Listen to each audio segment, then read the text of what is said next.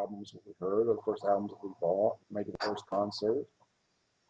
That sounds like a good plan. I may have shared it with you this story before, Matt. You know, the first time I heard the band Rush. I was raised here in Tennessee, still living here. Just cruising around the back roads, you know, like young men do. Stopped the car, got out, and kind of looking at the stars and stuff. On the radio comes the Spirit of Radio, brand new song. I guess it had to be in 1980 or so. Brand new song. Never like, what's going on? I never heard a band play like this before and sound so good and everything. Of course, the drums. You know, you heard those awesome drums, and who else can do that?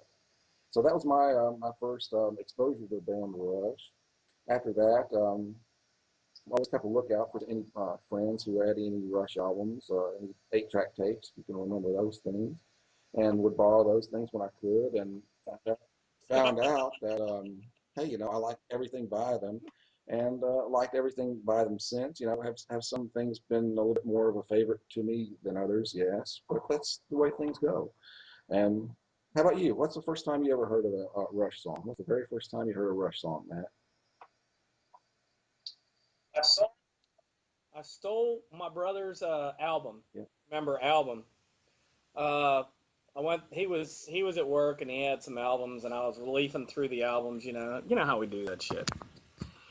And it was 2112, and put it on my parents' big old, those floor-mounted Those big consoles that they wooden used to boxes. have.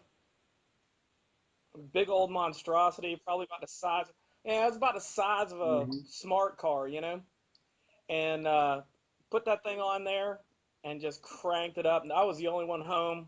First song I ever heard was Overture, 2112 Overture. And it just, I mean, when you hear whoosh, it's like, whoa, what Yeah. in the world is this?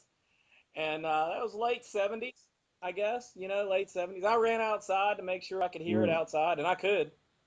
And man, Greensboro, North Carolina, Wakefield Drive, everybody knows where I used to live, and that was just kick ass. Yeah. That's all there was to it. And that was it. I'm tired after talking It about that, man.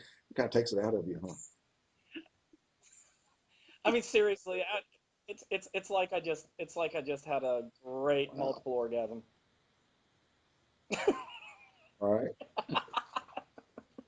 I'm sorry. Should I be the color commentator since you're the straight guy? Oh man. How about You're the Al Michaels. I'll be the and John then I Madden. guess kind of maybe after that, well, I gotta have a little you know maybe a little drawing or something. Bam. Getty was here, and then goes bam. Anyway, after that, I got to Do got what? into their older stuff, and you know bought moving pictures after that, and you know was a fan ever since. That's great.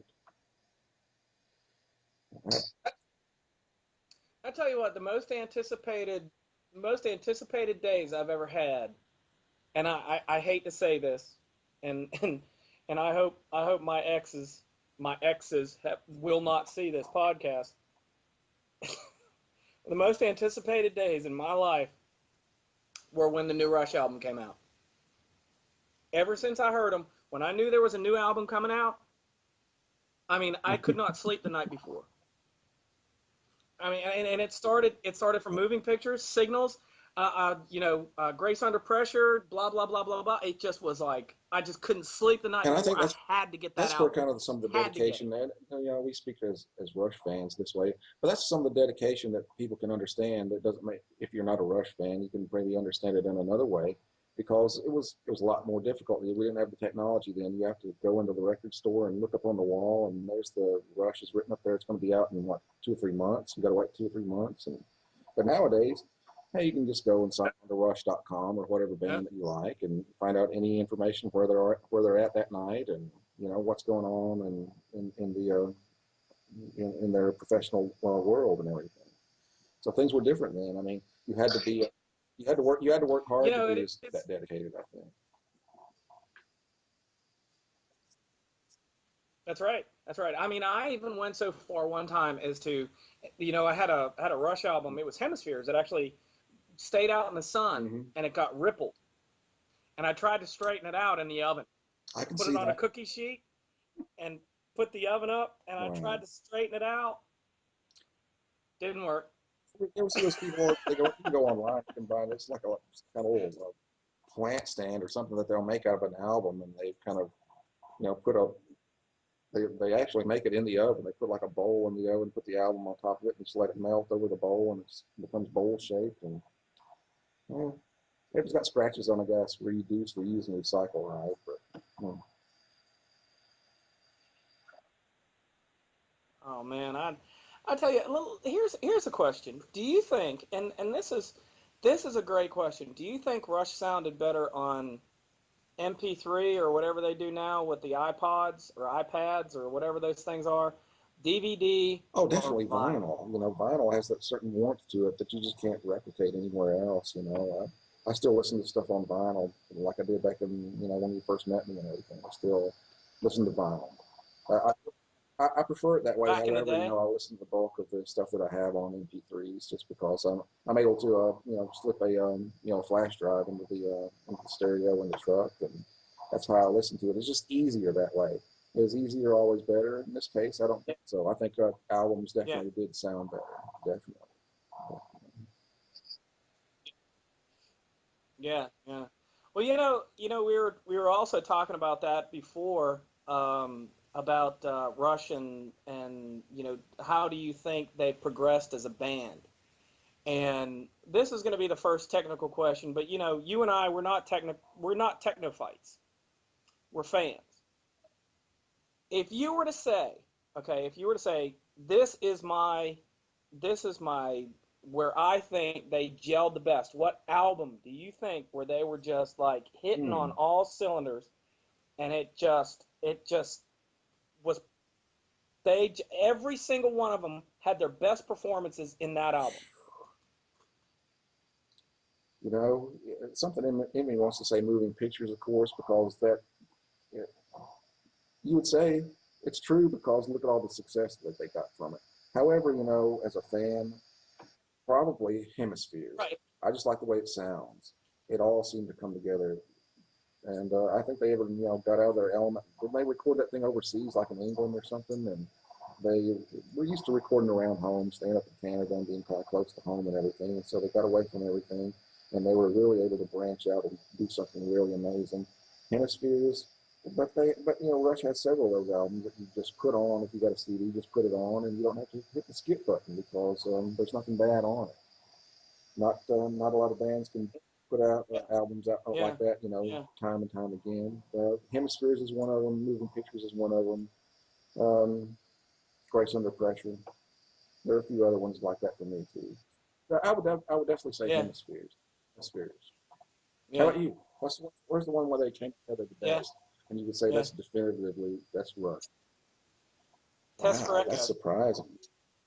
Really? Test for Echo. Not at all. Not at all. Because, it's really funny because I was watching a video yesterday. I was watching Neil play Test for Echo, and it just had the drums. And he was playing it in a traditional style. Okay. You remember when he kind of changed his grips and he changed everything around, but it still sounded like Okay. Neil. From a technical, You know what I mean? go ahead. And great.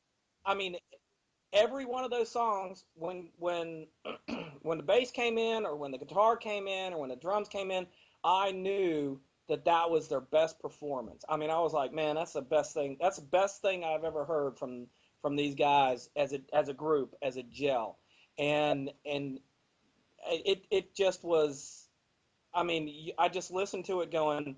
I mean, I was blown away. How can a guy, and that's the thing that separates me from Test for Echo from Moving Pictures. I think Moving Pictures was just right up there with it. But Neil changing his grip and still sounding like Neil, that to me was like, I mean, it just blew me away. Every drum, every beat, everything, it still sounded like Neil. And so Cool. that's the one for me. All right. And plus I think that was one of the returns of the heavy guitar. Yeah, I guess maybe the heavy guitar kind of came back in counterpart. What do you think about that? Counterparts started coming back then. Yeah. I Maybe like it's arguable counterparts. that it would have came back Yeah. in um, Roll the Bones, but he was kind of experimenting. Alex was experimenting a little bit with those other guitars, and they were kind of tinny and didn't really complement the Rush sound. It was kind of a unique sound, but yeah, I would definitely say that the Test for Echo had some of that good guitar sound, like we knew Rush could always do. Well, you know how I feel about Roll the Bones. I mean, I told you the other day that I think that's Alex's best performance was on Roll the Bones. It just for some reason Alex's guitar just clicks with me. But I don't like the Yeah, it way does it's have a mixed. weird sound. I just think that I love it when they play Roll the Bones stuff now in concert because Hey, it's do they need to heavier. bring? It There we doesn't have so go. much tint. Do we need to? Do Uh, they need to bring that back? I mean, they played Roll the Bones a lot in concert, after it was released, and then they just kind of dropped it. Is that something that needs to come back? But is that going to sound better now that Alex has Les Pauls? yeah, yeah, I think they do. I think they need to bring Roll the Bones back. Um, Um, I mean, think about some of the songs on Roll the Bones. Um, I love the song Roll the Bones. I mean, most of it because of the position I was in at the time. You remember when I went into oh the yeah, yeah, reserves and I yeah. went to I mean, college. that's the thing about this too is It, this music speaks to and us for the things that we're going through in our lives. That's one of the things that unites us too. yeah, yeah, and that's the thing. That's one of the craziest things is every situation since I discovered Rush and every point in my life that I was doing or whatever decisions I had to make or whatever I was focused on, it's like they were writing those songs for me. But Roll the Bones was big because you remember, I mean, I could have stayed in the Air Force if I wanted to. I could have done 20 years, but I decided to get a college degree and become an officer. And it's like I was just throwing the dice out there saying, okay, what Hmm. am I going to get? And that to me was a Sure, that sure, was yeah. big. That was big. Plus, you showing up when we went to the concert in Chapel Hill, you showing up with a powder blue Ford Hey, Tempo.